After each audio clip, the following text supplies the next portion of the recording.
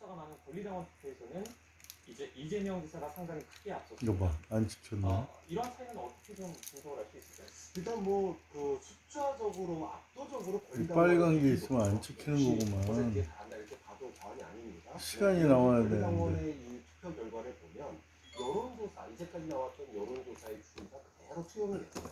그렇기 때문에 뭐 이거는 소위 숫자 뭐 숫자가 많아지면 시간이 나와야지. 여론조사와 이제 비슷해가는 그런 경향성을 보였는데 아, 못 찍었네 그럼. 지역구에 뭐 한 20-30명이 안 됩니다.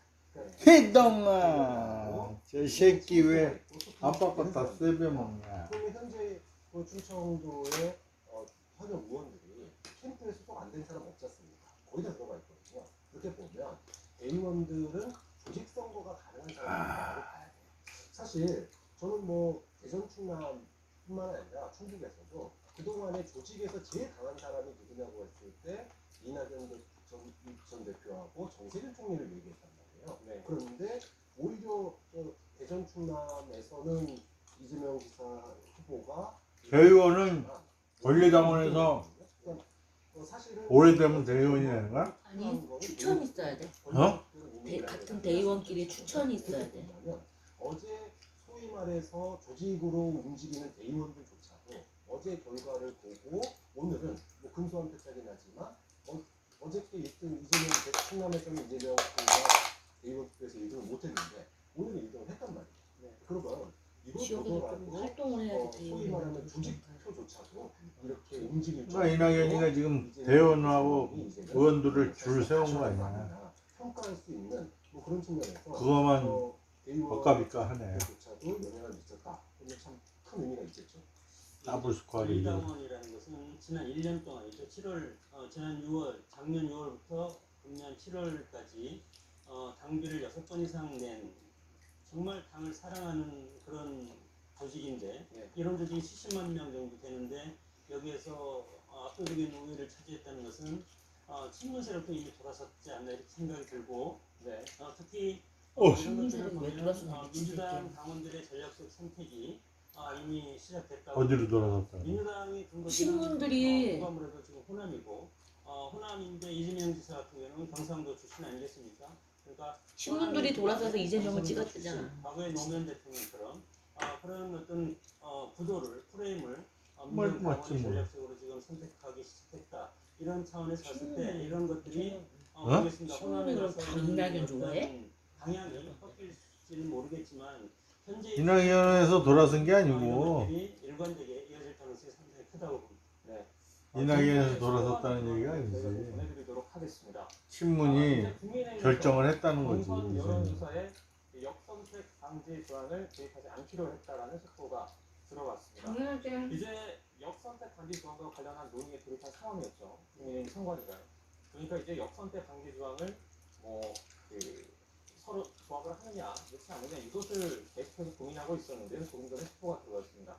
역선택 방지 조항. 선거하는 거 보면 양아치야. 국민의힘 선관위 속보가 들어왔습니다. 그러면 교수님 계속해서 좀 여쭤보자면요. 사실 이것도 상당히 중요하지 않습니까? 싸울 수는 있는데 넣느냐 아니냐 이것도 상당히 중요한 부분인데 지휘부는 또 얘기 안 하잖아. 역선택을 지금 이제 넣지 않기로 된 이 부분에 대해서는 좀 어떻게 생각을 하십니까? 뭐 우리가 이제 이것이 완전 국민 경선, 딴 사람 시켜가지고. 국민 참여 경선 여러 가지 말을 했습니다. 미국 같은 건 오픈 프라이머리라고 하는데 이 미국에서 오픈 프라이머리는 미국의 주에서 19개 주에서 이것이 실시하고 있고 물론 오픈 프라이머리를 하다 보면 당의 주인은 당원이다. 당의 주인은 당원인데 일반 국민이 와서 상대당 사람들이 와서 자기들한테 상대당한테 유리한 이재명이 1등이라서 이재명을 찍는 게 아니고 이재명이 1등이기도 하지만 이런 것들이 상당히 불안하다. 인물로 봐도 이낙연보다 이재명이 나아. 국민의힘 후보들이 지금 두 분 빼놓고 나머지 7 도덕적인 건 우리가 판단할 수가 없어. 능력이나 실력도 낮고. 때문에 저는 정원 그리고 더 중요한 거는 국민의힘을 이겨야 돼. 국민의힘한테 져가지고 또 씨발 5년 동안 개지를 하면은 그 꼴을 어떻게 보냐. 선택하냐 마냐 어? 이런 조항을 넣냐 마냐 이런 거에 대해서 이명박근혜 시절을 또 가야 돼. 응? 그거보다 더해. 조금 전에 들어온 속보죠. 이렇게 되면 더해. 조사에 역선택 선택을 여권택 방지 조항을 도입하지 않겠다. 그거 안 할 것 같아? 이와 관련해서 교수님과 검찰 하던 새끼인데? 잠시 뒤에 좀 더 자세하게 얘기를 그렇게 애들 잡아조지는데? 다시 더불어민주당으로 좀 돌아가겠습니다. 피눈물 없는 놈들이야. 그냥 생리적으로 경찰이야 저 새끼들은. 이낙연 후보 같은 경우에는 이와 이기는 게 목적이야. 비용 공개 등을 요구하면서 공세를 도덕성이나 정의감은 근데 없어. 결과적으로는 그냥 크게 도움이 되지 않은 것 같아요. 내가 잡아놓으면 이기는 거지. 어떻게 보세요?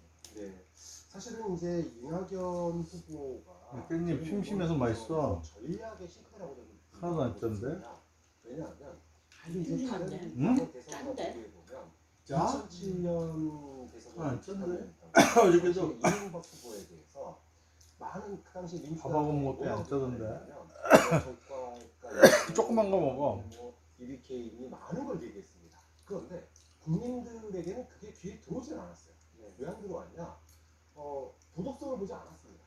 당시에 글로벌 경제문제나 경제 문제 이 부분에 모든 국민들은 다 눈이 가 있었기 때문에 민주당이 아무리 자격이 어떻고 뭐 도덕성이 어떻고 얘기해도 그게 들어오지 않았단 말이에요. 근데 지금 민주당 당원들의 선택도 그때도 똑같이. 마찬가지라고 봐요. 문재인 정부에 대해서 애정이 있는 사람들입니다. 민주당 당원들은. 근데 문재인 정부의 아쉬운 점, 그러니까 예를 들어 부동산 정책 이 부분에 대해서 굉장히 뼈가 아프거든요. 이런 부분들에서 대선이 어려운 판국에 지금 젖살 깎아먹기 식의 이러한 그 후보 검증 논란이 결국은 국민의힘에 유리하고 민주당에 불리하다라고 하는 게 민주당원들의 전략적인 어떤 판단 아니었느냐 그렇게 본다면 네거티브 전략 그 다음에 후보의 이재명 후보를 둘러싼 검증 전략이 결국은 당원들에게 먹히지도 않았고 오히려 자신들이 정책적인 어떤 차별성이나 또는 리더십을 보여줄 수 있는 그런 기회마저도 뺏어버리는 바람에 오히려 그 이낙연은 뭐 하겠다는 게 하나도 생각 안 나요. 이낙연 대표 측의 경선 전략이 먹히지 않았다, 실패했다 이렇게 평가할 수밖에 없겠죠. 이제는 이낙연 전 대표로서는 다음 경선에서 무조건 어떻게든 격차를 줄여야 하는 그런 상황이 됐습니다. 사실 어제 또 과반으로 졌기 때문에 갈수록 차이 날 걸? 따라간다든지 오늘 뭐 그래도 과반으로 이긴다든지 이렇게 됐으면 큰 동력을 얻을 수 있었을 텐데 아쉽게도 무산이 됐죠. 그렇다면 지금의 현실에서 이 호남 대역전극이 좀 가능하다고 보십니까? 뭐 조금 전에 제가 말씀드렸지만 호남 유권자들은 역사적으로 보면 전략적 선택을 상당히 많이 한 그런 유권자입니다. 네. 민주당이라는 거대한 이런 어떤 정책함을 전라도에서 뽑을 태워서 것 같아? 선장은 TK라든가 충청 출신이 맡으면 호남의 어떤 거대한 그런 흐름을 끌고 갈 수 있다고 보기 때문에 70% 노무현 어쩌라고 대통령도 같은데. 마찬가지 이낙연이가? 광주에서 뒤집지 않았습니까? 네. 이런 상황에서 보면은 호남에서? 마찬가지로 이낙연 그거에 넣어? 뭐야? 대표 이낙연 후보 같은 어? 경우는 그럴 것 같아. 광주 출신이지만 고향에서 지지를 또 상당히 할 수는 있겠습니다. 저게 지금 이낙연이하고 이재명 싸움이 아니고 지금의 어떤 추세로 보고 국민의힘하고 싸움이야. 이낙연 대표가 당 대표일 때 지지율이 50% 이상 오르지